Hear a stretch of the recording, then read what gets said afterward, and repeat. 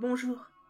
J'ai entendu dire par une amie que vous aimiez les témoignages d'affaires policières, donc j'ai décidé de vous partager l'une de celles qui m'a le plus marquée au cours de ma longue carrière.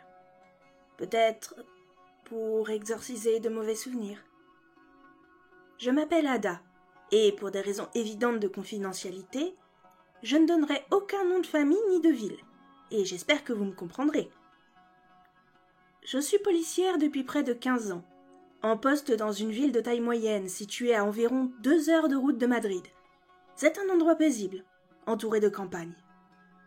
La ville comporte quelques commerces de proximité et une grande place accueillant tous les fermiers et agriculteurs des alentours, chaque semaine, pour un grand marché. Tout autour de la ville, on peut trouver des dizaines de hameaux, généralement composés d'1 ou 2 fermes, et 3 ou 4 maisons entourées de champs.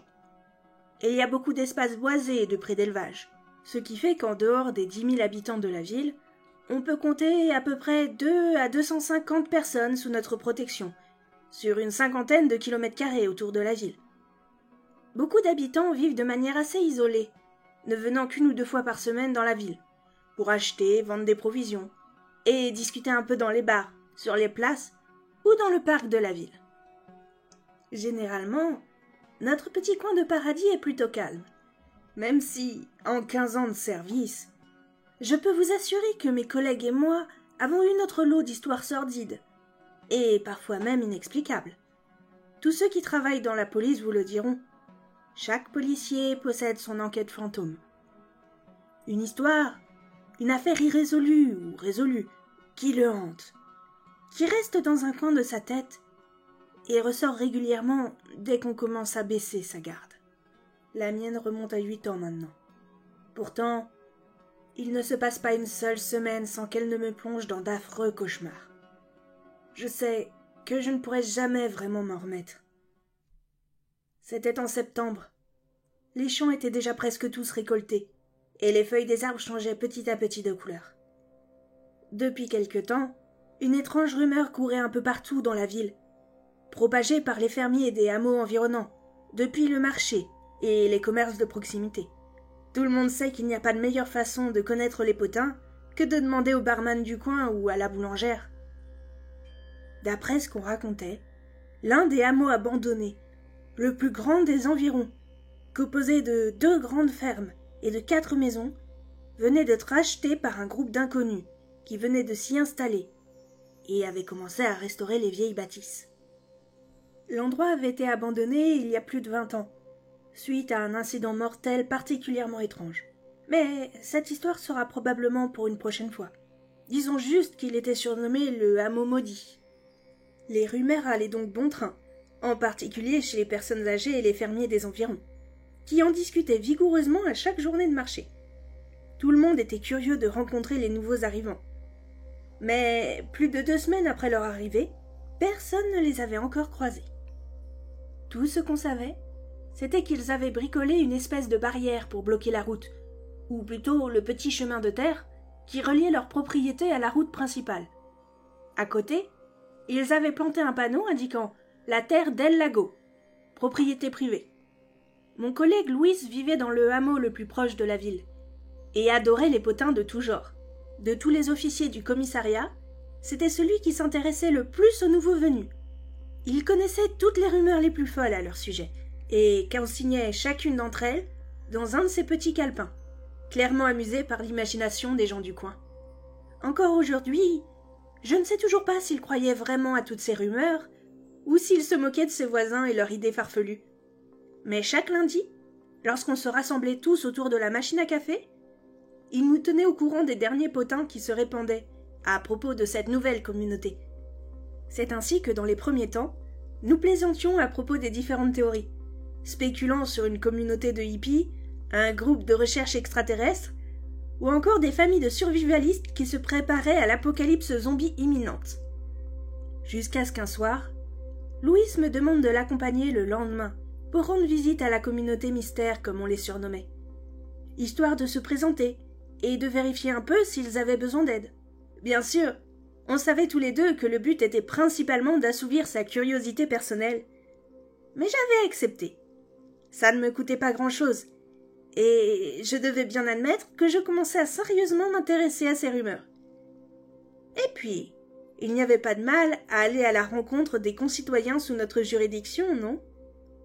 Notre première rencontre avec les gens de Del Lago était très loin d'être celle que j'avais imaginée.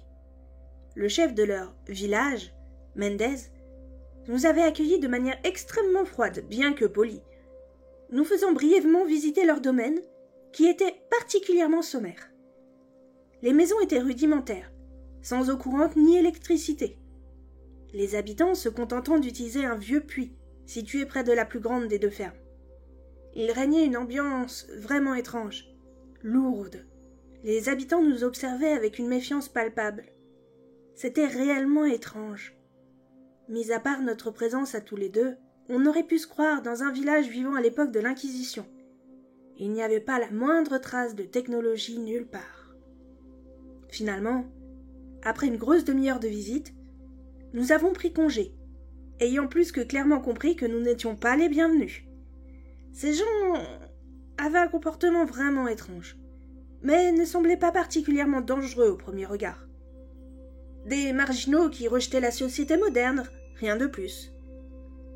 Pendant tout le trajet, Louis était resté silencieux, plongé dans ses pensées.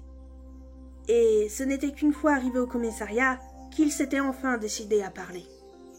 Il y a quelque chose de louche dans cette histoire, tu trouves pas? Fronçant les sourcils, je refermai la portière de la voiture que je venais d'ouvrir, nous enfermant à nouveau à l'intérieur de l'habitacle. Je le dévisageais. Lui et moi étions partenaires depuis l'école de police, et je le connaissais par cœur.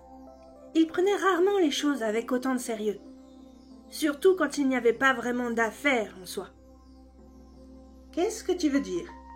D'accord, ils ont l'air plutôt rudes, et probablement un peu barges.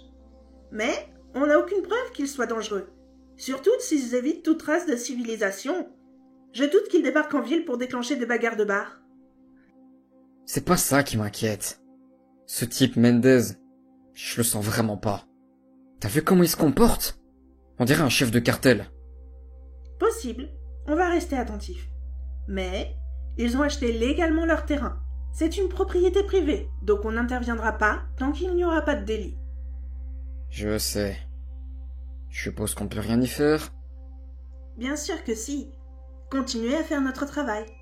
Si ces types sont là pour des activités criminelles, ils laisseront forcément des traces. Trafic de drogue, overdose, hausse des disparitions, événements particuliers, tout ça quoi. Oui, la patience ça a jamais été mon point fort, tu le sais très bien. Je sais, Louis. Mais tu ne voudrais pas faire tout foirer à cause d'un vice de procédure, non? Ed, la voix de la sagesse. Très bien, j'éviterai les conneries. Contente? Ravie. Après ça, nous avons repris notre travail, comme si rien ne s'était passé. Bagarre de bar, patrouille, accidents domestiques, la routine habituelle. Pourtant, plus les jours passaient, et plus Louis devenait soucieux. Il avait accumulé tout un tas de petits carnets, remplis de rumeurs, de commérages divers et variés à propos de la communauté d'El Lago. Il les gardait tous dans un tiroir de son bureau fermé à clé. Il s'était mis à se porter volontaire pour des patrouilles supplémentaires et à accumuler les heures de travail en dehors de son planning normal. Je commençais sérieusement à m'inquiéter, mais il refusait d'en parler. Il disait qu'il n'avait pas de preuves, seulement des soupçons. Et puis, après 3 mois de comportement étrange, il avait disparu. Comme ça, sans prévenir personne. Il n'était juste pas venu travailler. Et sa femme était venue nous demander de l'aide parce que, même elle n'avait aucune nouvelle. Nous étions tous très inquiets, ça lui ressemblait pas du tout. D'après Ashley, son épouse, Louis était très étrange depuis plusieurs semaines. Même en dehors de ses heures de travail, qui étaient pourtant de plus en plus nombreuses, il sortait seul, et même parfois en plein milieu de la nuit. Quand elle l'avait questionné, il avait prétexté des problèmes avec une enquête délicate. Elle en était même arrivée à suspecter une potentielle maîtresse, avant qu'il ne lui raconte une histoire étrange à propos de disparitions cachées à la presse. Mais nous, on savait bien que c'était faux. Collègue ou pas, le chef avait ordonné de suivre la procédure, c'est-à-dire d'attendre 48 heures avant de lancer une enquête officielle, ce qui avait provoqué une vague de murmures parmi les employés du bureau. Personne voulait laisser tomber Louis. Mais tout le monde s'est calmé quand il avait repris, demandant à tous les volontaires souhaitant commencer les recherches de passer dans son bureau pour donner leur nom, afin qu'ils puissent mettre en place un planning de recherche bénévole. Le message était clair. La loi imposait d'attendre avant de lancer une enquête officielle. Mais du moment que c'était du bénévolat en dehors des heures de travail, on pouvait tout aussi bien commencer maintenant. Une fois les noms rassemblés, les policiers en service sont retournés à leur dossier, tandis que ceux en congé ou en service de nuit commençaient les recherches. Puisque j'étais sa coéquipière, j'ai été autorisée à prendre un jour de congé au pied levé pour aider, et j'ai intégré l'une des équipes qui commençait l'enquête de voisinage. Nous avons alors commencé à interroger les voisins et les habitués des lieux favoris de Louis, mais ça n'avait pas donné grand-chose. Non, ils ne savaient pas où était Louis. Oui, il était bizarre ces derniers temps, mais non, il ne leur avait parlé de rien en particulier. Le seul témoignage qui sortait du lot, c'était celui d'un des gamins qui traînait souvent autour du parc de la ville.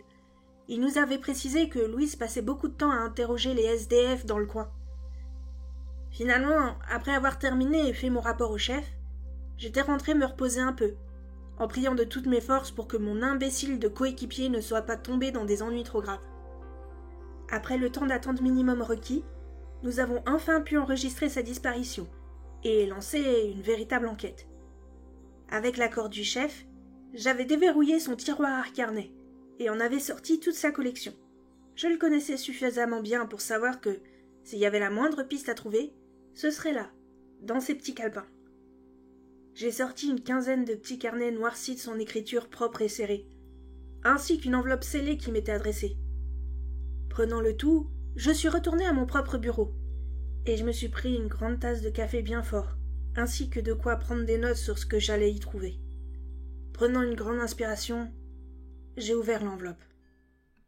Ada, si tu lis ceci, c'est que j'ai définitivement perdu patience et que je me suis mis dans une merde noire.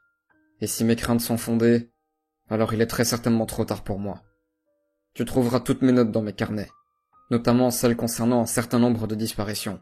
Je mettrai ma main à couper que Del Lago est derrière tout ça, bien que je ne sais absolument pas expliquer leurs agissements, et encore moins leurs mobiles. Malheureusement, je n'ai aucune preuve. Et puisque les disparus sont des gens seuls et majoritairement sans abri, je sais que personne ne m'écoutera sans quelque chose de solide. Je sais que tu iras au bout de cette affaire. Dis à Ashley que je l'aime à la folie. Et prends soin d'elle. Je compte sur toi. Perplexe et vraiment inquiète, j'ai posé la lettre sur le côté avant de fixer la montagne de carnets devant moi. Louis archivait toujours ses carnets après la fin d'une enquête dans son grenier. Chez lui, bien triés. Donc tout cela concernait forcément Del Lago. Et il s'attendait à disparaître. « Dios, Louis, dans quelle merde est-ce que tu t'es encore fourré ?» Après avoir tout trié par ordre chronologique grâce au numéro sur la page de garde, j'ai commencé ma lecture. Mon propre carnet et mon stylo fétiche à côté de moi pour faire une synthèse. Je n'étais pas vraiment sûre de ce que j'allais trouver, et j'avoue que j'étais un peu effrayée. Rapidement, j'ai pu confirmer que tous les carnets parlaient de Del Lago, l'obsession de Louis. Les premiers dataient de quelques jours avant notre visite à la communauté, et relataient simplement les rumeurs relayées par ses voisins et les différents commerçants du marché hebdomadaire. L'auteur et la date du récit y étaient inscrits à chaque fois, me permettant de suivre pas à pas son enquête. Louis avait rempli 3 carnets complets de rumeurs, annotés de détails et de ses propres réflexions sur la question. Des histoires sans fondement, que j'avais parcourues rapidement sans trop m'y arrêter. Je les connaissais déjà, de toute façon. Arrivé au milieu du 4e carnet, j'étais enfin arrivé au compte-rendu de notre visite sur les terres du groupe. Louis y avait récapitulé les noms qu'il avait entendus, le nombre de maisons, le nombre de personnes qu'il avait repérées, ainsi que ses impressions et le discours prononcé par Mendes. Les jours suivants, il avait fait des recherches sur l'homme, ses antécédents, ainsi que ceux des autres membres dont il avait pu obtenir le nom. Sans grande surprise, il s'agissait d'anciens criminels, différents délits mineurs, puis des vols, agressions, trafics, sur fond de consommation de drogue. Louis avait donc attentivement surveillé les rapports des urgences sur les entrées de personnes pour agression ou overdose, mais il n'avait rien trouvé d'anormal. En fouillant dans le passé de Mendes, Louis avait découvert qu'il avait disparu pendant une année entière, puis qu'il était réapparu complètement transformé. Il avait trouvé un travail, était apparemment sevré, et n'avait plus posé aucun problème à qui que ce soit, et ce jusqu'à son déménagement dans notre région. Et étonnamment, la plupart des autres membres que Louis avait identifiés avaient le même genre de parcours. Des drogués au passé criminel, qui avaient disparu sans laisser de traces, avant de réapparaître en se comportant en citoyen modèle. Louis avait écarté l'hypothèse du trafic de drogue. Il n'y avait aucun réseau électrique reliant les fermes, ni aucune trace de générateur ou d'achat de matériel, qu'il soit électrique ou chimique. Ce n'était donc ni une plantation, ni un laboratoire clandestin.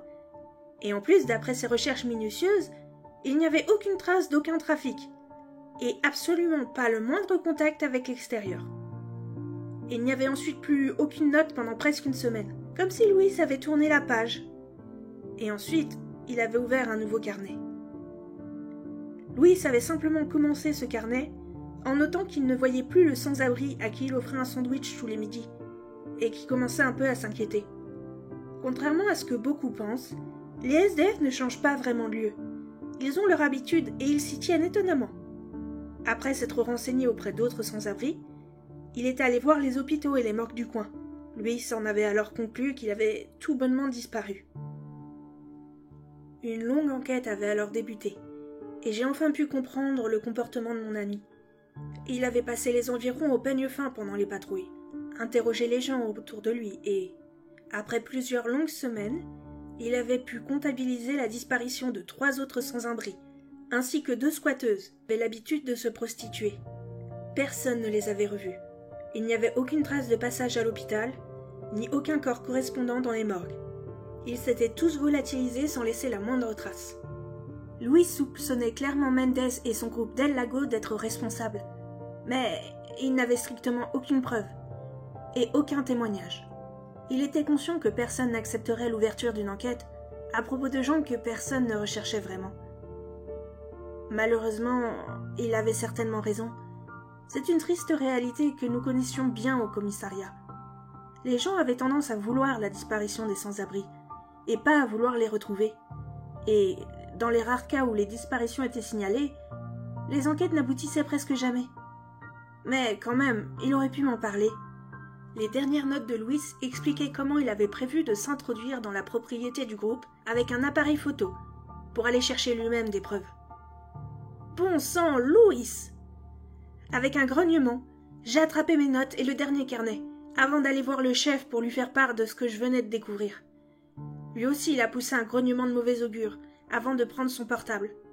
Il connaissait un juge qui lui devait un petit service, et il a donc rapidement obtenu un mandat de perquisition pour la propriété d'El Lago. Nous avons réuni une 20aine d'agents, et nous nous sommes armés avant de nous rendre là-bas.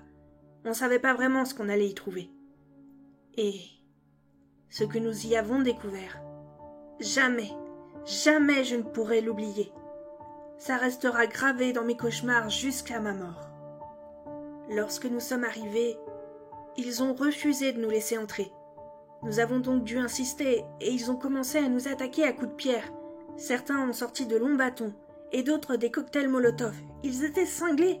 Certains sont même montés sur les toits avec des carreaux d'arbalète.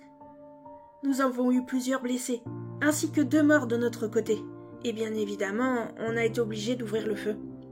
Nous avons abattu 5 de ces tarés, blessé une dizaine d'autres et dû demander pas mal de renforts avant de réussir à tous les interpeller. Une fois les lieux sécurisés et les blessés dans les ambulances, nous avons rassemblé les policiers restants avant de commencer la fouille.